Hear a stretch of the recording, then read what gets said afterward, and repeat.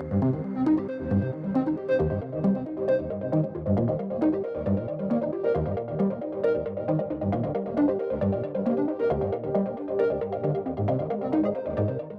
the last 5 years, our growth was phenomenal. We had an average growth of about 20% year on year. And most of this growth, we've seen it during the COVID time.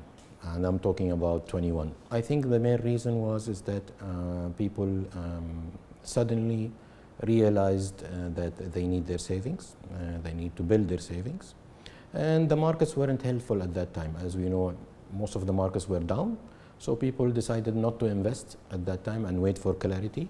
So they parked their money at safe institutions like national bonds. Where do we see ourselves?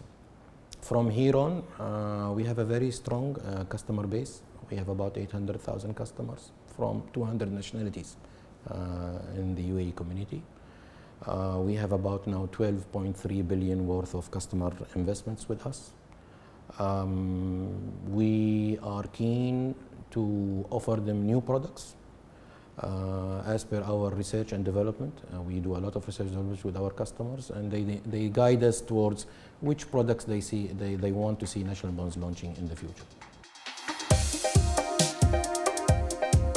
Accordingly, we have a very well diversified low to mid-risk investment strategy approved by our board and by our investment committee. As a pillar to our investment strategy, 50% of our investments goes into fixed income.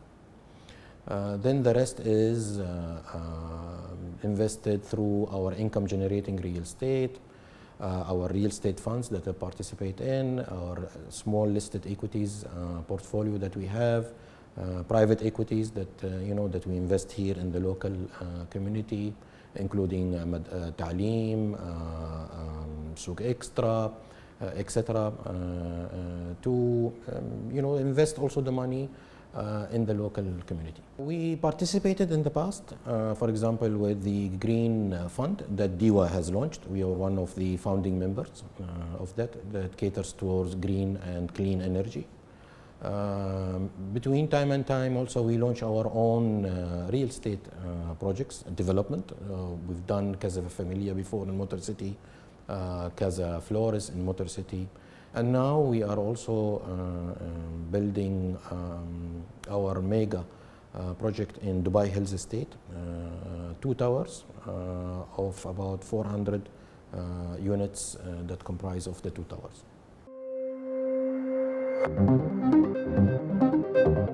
One of the things that we look for is that if we can franchise our model in other countries, for example, Egypt, Pakistan, Saudi Arabia, Indonesia, etc.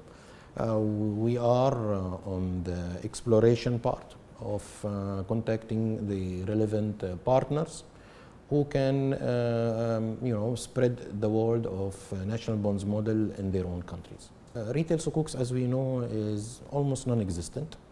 It was launched as an experiment in Indonesia, Malaysia, to cater for a budget gap at that time. But there is nothing as of regular retail sukuk program in the world. The other thing is that our retail sukuk program is also coupled with the rewards program. So we have about 35 million dirhams worth of rewards that the bondholders also qualify for. It's something that helps other countries to solicit funds from the common man. For example, in Indonesia or Egypt, or that supports the budget of the government, relative government.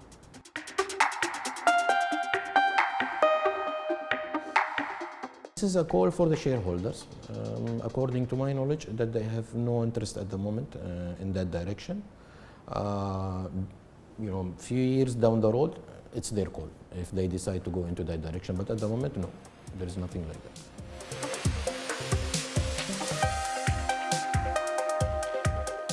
What's happening now is that most of the gratuity is a book record. It's not being invested by the employer, unless few that take it very seriously and they invest it on behalf of their employees. What we are telling the employees is that you can contribute on monthly basis. If you cannot contribute whatever has accumulated in the past because of your cash issues, you can start from now. Contribute it on monthly basis. We will allocate it to the staff concerned. We will open accounts for your employees. And then these employees also will enjoy the transparency. Why? Because now, through the monthly high, he can monitor his end of service benefits. How much is it? How much is it also growing at national bonds? Because also we will be growing it for them through paying the profit. So for them, it gives them that extra assurance that their, number one, their gratuity is being invested, and it is transparent. They can watch it all the time. End of service benefits also is something that is the employee cannot use until he exits the company. And we are telling these employers, no, you have the option of, let's say by mutual consent, is that you allow him to exit at about 25%, 30%, 40% of his accumulated gratuity through national bonds. But at the moment, all this gratuity is protected and pledged to the employer, because he is the one who will decide that when to allocate it and cash it out to the employees.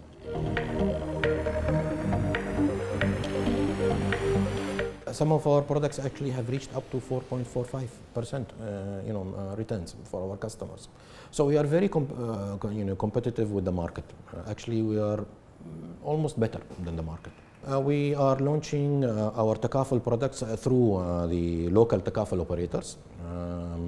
This is something part and parcel of building your financial protection in case something goes wrong.